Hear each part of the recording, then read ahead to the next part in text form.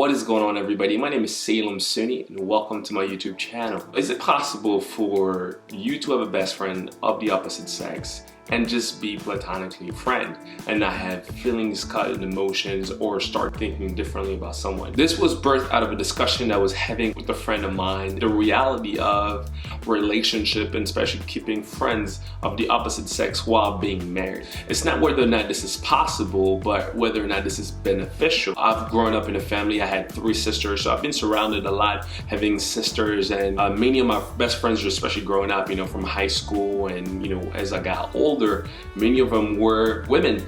And one of the things I started realizing when it comes to especially spending a lot of one-on-one time with somebody of the opposite sex, one start growing feeling, or sometimes there might be misrepresentation of how someone may start to feel or think someone else is feeling about them.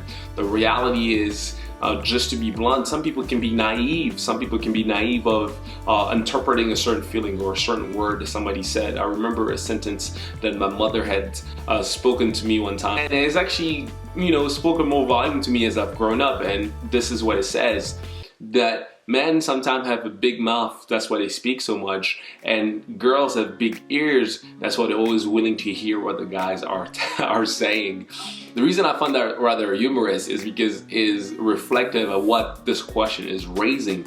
Is it possible for us to be genuinely friends? I think when we look at the Bible, we look at society and many examples in the past, I would say yes, it is possible for us to have it is possible for us to be in context where we have people who are genuine and close friends of ours of the opposite sex. But also, I think it speaks on wisdom, us putting limits in certain circumstances. Like, for example, whether you're dating or you're somewhat of a courtship relationship, the game changes when you get married.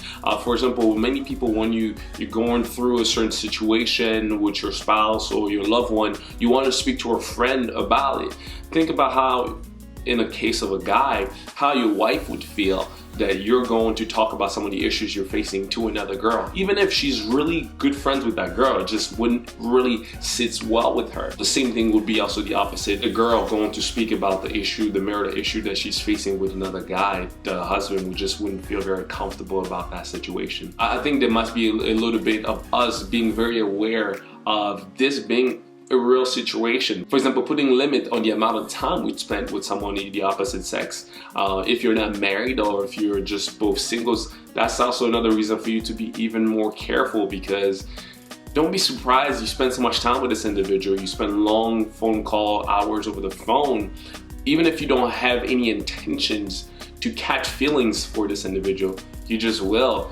Something called hormones. Sometimes it's hard for us to control them. Understanding that I don't want to go down this route because I don't want to do these things because I don't want to grow certain feelings or emotions, or I don't want something to be misrepresented, is very important. And guys especially, always be willing to verbally express your emotion or how you feel. Don't let something to be always up to chance. Don't let something to be always up to imaginations. So there's something that I was talking to my friend and I said, there's a difference between reading between the lines and reading between the wrong lines. So be very, very careful about that.